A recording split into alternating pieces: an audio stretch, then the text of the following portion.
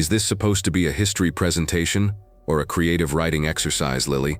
Mr. Henderson asked, his voice dripping with a condescension that seemed to lower the temperature in the bustling fourth-grade classroom. He stood near the whiteboard, arms crossed over a cheap polyester tie, tapping a red marker against his bicep. The sound was rhythmic and irritating, like a dripping faucet in a quiet house. Lily, 10 years old and trembling in her scuffed sneakers, tightened her grip on the edge of her grandfather's sleeve. Beside her sat Roger Clayton. He was 82 years old, shrinking into the frame of a man who had once been larger than life. He wore a red tweed jacket that had seen better decades, the fabric fraying slightly at the cuffs, and a pair of brown slacks that bunched around his ankles. His hands, spotted with age and tremors, rested atop a simple wooden cane. He looked like a man who spent his days feeding pigeons in the park, not changing the course of history. "It is history, Mr. Henderson," Lily said, though her voice barely carried over the hum of the ventilation system. "My pop-pop was a frogman. He was in the teams before they were even famous." A ripple of snickers moved through the room. Children, cruel in their ignorance, mirrored the attitude of their authority figure. A boy in the back row whispered something about a frog, and a girl near the window giggled, covering her mouth. Mr. Henderson sighed, a long, drawn-out exhalation that signaled his patience was at an end. "Lily, look at him." He checked his wristwatch, making a show of how much time they were wasting. "I have a syllabus to get through. We have state testing next week. I appreciate that you love your grandfather, and I am sure he was a very nice mailman or clerk or whatever he actually did. But the Navy SEALs, that is a serious organization. They are elite warriors. They do not sit in fourth-grade classrooms wearing moth-eaten jackets that look like they came from a thrift store bargain bin." Roger shifted in the small plastic chair that was far too low for his bad hips. He did not look at the teacher. His eyes, a pale watery blue, were fixed on the American flag hanging limply in the corner of the room. He blinked slowly, his breathing even and deep, the only calm thing in a room rapidly filling with second-hand embarrassment. "He is not a liar," Lily said, her voice cracking. Tears pricked the corners of her eyes, hot and stinging. She reached into her pocket and pulled out a crinkled photograph. It was black and white, showing a group of shirtless men on a beach, their faces smeared with mud, holding rifles that looked like toys compared to the muscles on their arms. She tried to hold it up, but her hand shook so badly the image blurred. Mr. Henderson stepped forward and plucked the photo from her fingers with a dismissive swipe. He squinted at it, then tossed it onto the desk behind him as if it were a candy wrapper. "Blurry men on a beach," the teacher said, turning back to the class. "Anyone can download a picture from the internet, Lily. This is what I am talking about. Stolen valor is not a joke. Claiming military honors that one did not earn is disrespectful to the actual heroes who serve our country." He looked down at Roger, his expression hardening into a sneer. "Sir, I am going to have to ask you to wait in the hallway. You are disrupting the educational environment, and quite frankly, enabling this fantasy is not healthy for your granddaughter. She needs to learn to distinguish fact from fiction." Roger slowly turned his head. The movement was mechanical, stiff with arthritis, but his eyes locked onto Mr. Henderson's face. For a fleeting second, the fog of age seemed to clear, and something sharp, dangerous, and incredibly old peered out from beneath the heavy brows. It was the look of a predator that had long ago decided it had nothing left to prove to prey. "I am just here to support the girl," Roger said. His voice was like grinding gravel, low and raspy. Mr. Henderson laughed, a sharp bark of sound. "Support her by telling her the truth. Look at you. You can barely hold that cane. You expect these children to believe you were jumping out of airplanes and wrestling sharks. Please, it is embarrassing." The teacher turned to the class, seeking their validation. "Does this man look like a hero to you? Or does he look like someone who forgot to take his medication this morning?" The class erupted in laughter. It was the kind of laughter that hurts, sharp and jagged. Lily dropped her head, hiding her face in her hands, her shoulders shaking. She wanted to disappear. She wanted the floor to open up and swallow the red tweed jacket, the wooden cane, and the lie that she had believed was truth. Maybe the teacher was right. Maybe Pop-Pop was just confused.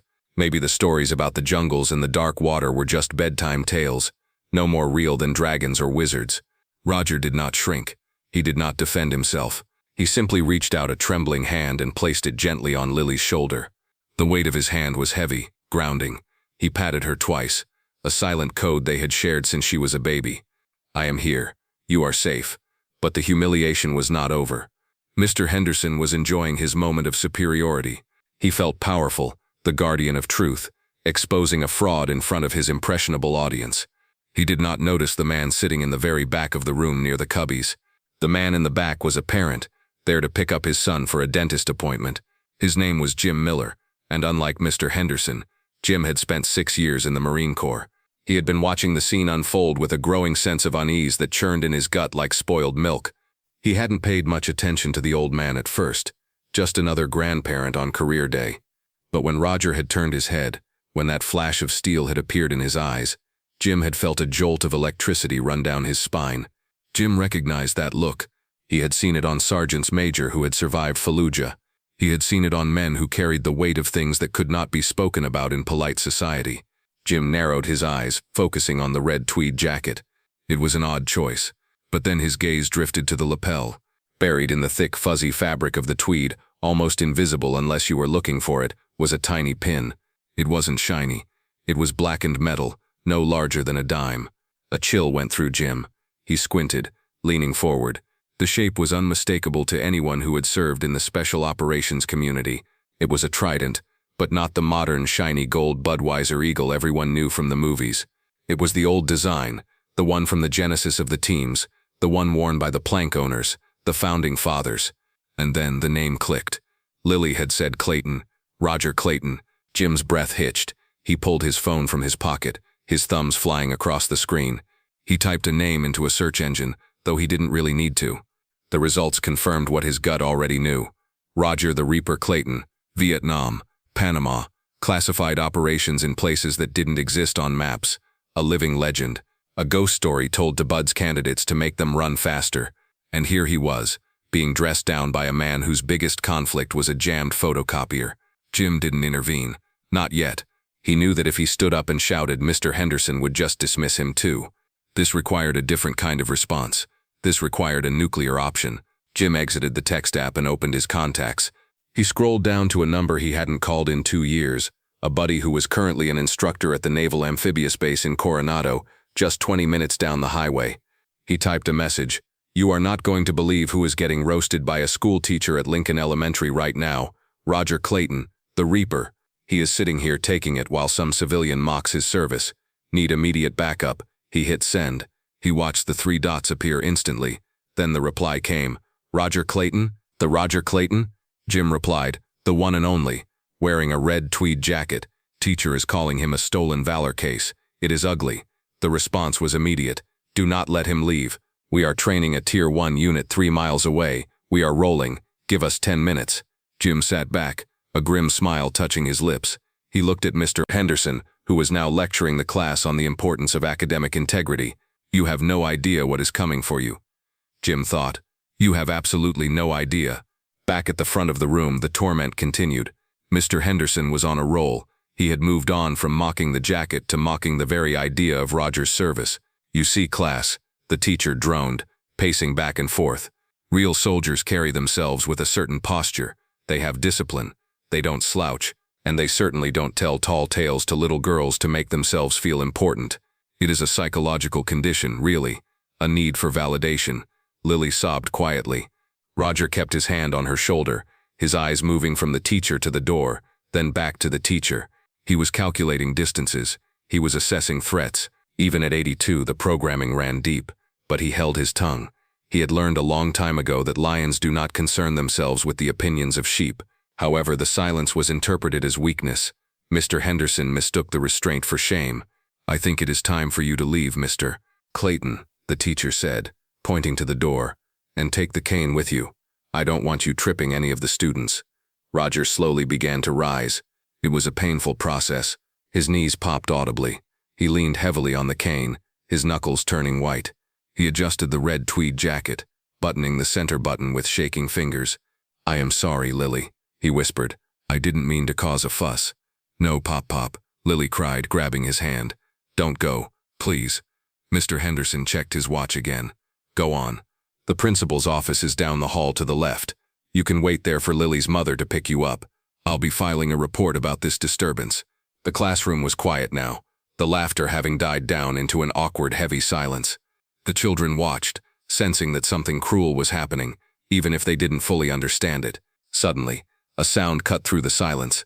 It was distant at first, a low thrumming vibration that rattled the window panes in their frames. It grew louder, a rhythmic chopping sound that anyone who lived near a military base recognized instantly. But this was low. This was close. Mr. Henderson frowned and looked toward the window. "Is that a helicopter?" he asked, annoyed. The sound intensified until it felt like the roof was going to peel off. Then the distinct roar of heavy diesel engines joined the cacophony. Tires screeched in the parking lot outside. Doors slammed, heavy armored doors. Voices shouted commands. Sharp, distinct, aggressive. Mr. Henderson looked nervous. What on earth is going on? Is there a fire drill? Jim Miller in the back of the room stood up. He crossed his arms and leaned against the wall. "No drill," he said loudly. The teacher spun around. "Excuse me?" I said. "It's not a drill," Jim said, his voice calm. "You wanted to talk about real soldiers. You wanted to talk about validation. I think your lesson plan just got updated." Before the teacher could respond, the hallway outside the classroom erupted with the sound of boots. Not the shuffling of sneakers, but the heavy synchronized thud of combat boots moving with urgency.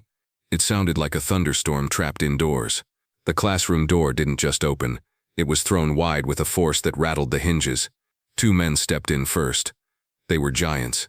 They wore full tactical gear, multicam uniforms, plate carriers loaded with magazines, drop-leg holsters and helmets with communication headsets.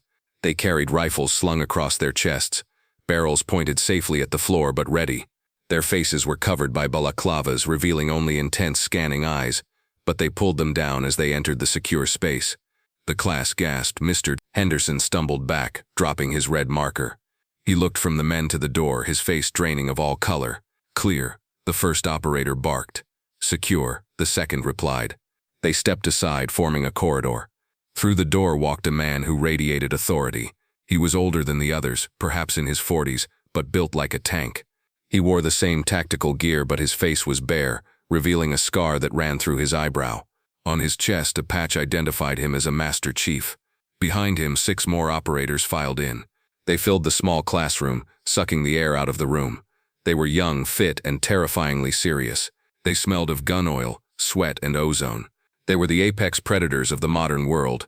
Mr. Henderson was trembling now, backed up against the whiteboard. "Who are you? You can't be in here. This is a public school." The Master Chief ignored him completely. He didn't even blink in the teacher's direction. His eyes scanned the room until they landed on the old man in the red tweed jacket standing by the student desk. The Master Chief's expression, which had been hard as granite, instantly softened into something approaching reverence. He walked straight past the teacher, past the stunned children, and stopped 3 feet from Roger Clayton. The room was so silent you could hear the hum of the fluorescent lights. The Master Chief snapped to attention. His heels clicked together with a sound like a pistol shot. He brought his hand up in a crisp, razor-sharp salute. "Master Chief Clayton," he boomed. Roger looked at the man. A slow smile spread across his wrinkled face. He lifted his hand from his cane and returned the salute. It wasn't perfect. His shoulder was stiff and his hand shook, but the form was undeniable. It was the muscle memory of a lifetime. "At ease, son," Roger said. The Master Chief dropped his hand. The other 7 operators in the room immediately snapped to attention and saluted in unison. Roger nodded to them. "Good to see the trident is in good hands." The Master Chief turned to the rest of the room. He looked at Lily, who was staring with her mouth open, tears drying on her cheeks. "Is this the granddaughter?" the Master Chief asked gently. Roger nodded. "This is Lily." The Master Chief knelt down on one knee so he was eye level with her. The gear on his chest rattled. Radios, grenades, chem lights. He looked like a superhero from a movie, but he was real, and he was right there. "Lily," he said, his voice deep and kind. "My name is Master Chief Hayes. I work just down the road. We heard there was some confusion about who your grandfather is." Lily nodded mutely. Master Chief Hayes reached up to his shoulder and ripped off a patch. It was a morale patch, a skull with a trident. He pressed it into Lily's hand. "Your grandfather isn't just a SEAL, Lily. He's the reason the rest of us are here. When I was a young man just starting out, we studied his missions. We learned how to move, how to fight, and how to survive by reading his after-action reports. He is a legend. There are men walking the earth today solely because your grandfather wouldn't leave them behind." He stood up and turned slowly to face Mr. Henderson. The transition was terrifying. The kindness vanished, replaced by a cold, controlled fury. Mr. Henderson was pressing himself against the whiteboard as if trying to merge with it. I didn't know," he stammered. He doesn't look like what?" Hayes asked, taking a step closer. His voice wasn't loud, which made it worse. It was the quiet voice of a man who could end you without raising his pulse. He doesn't look like a killer, Hayes continued. He doesn't look like a warrior. What did you expect? Hollywood. Hayes gestured to Roger's red tweed jacket. You see an old man in a jacket. You know what I see? I see a jacket that he wears because he spent 3 weeks in the Mekong Delta submerged in water so cold and filled with leeches that his blood temperature dropped to near fatal levels. He has nerve damage that makes him feel cold when it's 80 degrees out. That tweed keeps him warm. He pointed to the cane. You made fun of his cane? That cane is necessary because he shattered his hip and broke both legs jumping out of a helicopter that was on fire to rescue a pilot in 1972. He walked on those broken legs for 3 miles carrying a man heavier than you. Hayes leaned in, his face inches from the teacher's. You teach history. Then you should know that freedom isn't free. It's paid for by men like him, and the interest is paid by the pain they carry every single day. To mock him in front of his family. Hayes shook his head, disgust radiating from him. It is beneath contempt. Mr. Henderson looked like he was going to be sick. I apologize, I truly do. I had no idea. Hayes didn't answer him. He turned back to the class. Listen up, he addressed the children. The kids sat up straighter, eyes wide. You are going to meet a lot of people in your lives. Some will be loud. Some will brag. Some will tell you how great they are. Hayes pointed a gloved thumb at Roger. And some will be quiet. Some will wear old clothes and walk with canes. But never judge a book by its cover. The loudest person in the room is usually the weakest. The quietest is often the most dangerous and the most heroic. This man is a national treasure. You should be honored to breathe the same air as him. Hayes looked at Roger. We have a vehicle outside, Master Chief. The boys were hoping you might want to come down to the base. We have some new recruits on the grinder who need to see what a real frogman looks like. We'd be honored if you and your granddaughter would join us for lunch. Roger looked at Lily. What do you think, sweetheart? Want to skip the rest of history class? Lily beamed, a smile so bright it lit up the room. Yes, Pop. Roger looked at Mr. Henderson. I trust that won't be a problem? Mr. Henderson shook his head vigorously. No problem, not at all. Go, please. Roger began to walk toward the door. As he moved, the unit of SEALs parted for him, standing at rigid attention. As he passed each one, they murmured, Honor to see you, sir. When Roger reached the door, he stopped and turned back to the teacher. One more thing, Roger said. Yes, Mr. Henderson squeaked. Roger tapped his red tweed jacket. My wife bought me this jacket 30 years ago. She said the red made me easy to find in a crowd. I wear it because she's gone now, and it feels like a hug from her. He paused, letting the words hang in the air. It's not a costume, it's my life. Try to teach the kids a little kindness next time. It's more important than dates and names. With that, he walked out. Lily skipped beside him, clutching her patch. The squad of SEALs filed out behind them, a phalanx of modern armor protecting an ancient relic. The sound of the engines outside roared to life. The heavy doors slammed, the tires crunched on the gravel. And then the helicopter spooled up, the sound of the blades beating the air into submission as it lifted off, presumably escorting the convoy. Inside the classroom, the silence stretched on for a long time. Finally, Jim Miller, the parent in the back, stood up. He walked to the front of the room where Mr. Henderson was still slumped against the board. Jim picked up the red marker the teacher had dropped. He placed it gently on the desk. I think that concludes the presentation, Jim said. Mr. Henderson didn't move. He stared at the empty doorway, the ghost of his own arrogance haunting him. The children looked at the empty chair where Roger had sat. It was just a plastic chair. But now, it looked like a throne. 2 hours later, at the Naval Amphibious Base, the atmosphere was electric. The mess hall had been cleared. A long table was set in the center. At the head of the table sat Roger, still in his red tweed jacket, a napkin tucked into his collar. Lily sat next to him, wearing a SEAL team ball cap that was 3 sizes too big, eating ice cream with a plastic spoon. Surrounding them were 50 of the most lethal men on the planet. They weren't eating. They were listening. So there we were, Roger said, his voice stronger now, the raspiness smoothed out by a sip of water. No ammo, no radio, and the tide was coming in. The room was dead silent. Every eye was fixed on him. What did you do, Master Chief? A young lieutenant asked, leaning forward. Roger winked at Lily. Well, I remembered I had a flare gun and a very bad attitude. The room erupted in laughter. It was a warm, respectful sound. Master Chief Hayes stood in the corner, watching. He pulled his phone out. He had received an email from the school principal. It was a formal apology, copying the superintendent. It stated that Mr. Henderson would be undergoing a mandatory sensitivity training course, and that a formal assembly would be held to honor local veterans, with an invitation for Mr. Clayton to speak if he was willing. Hayes smiled. He walked over to the table and placed a hand on Roger's shoulder. "Sir, the Admiral just called. He heard you were on deck. He's coming down." Roger waved a hand dismissively. "Tell him to wait. I'm telling my granddaughter about the time we stole the General's Jeep." Hayes chuckled. "Aye, aye, sir." Roger looked at Lily. She was glowing. She looked at him not just with love but with a new understanding. She saw the man inside the jacket. She saw the steel beneath the skin.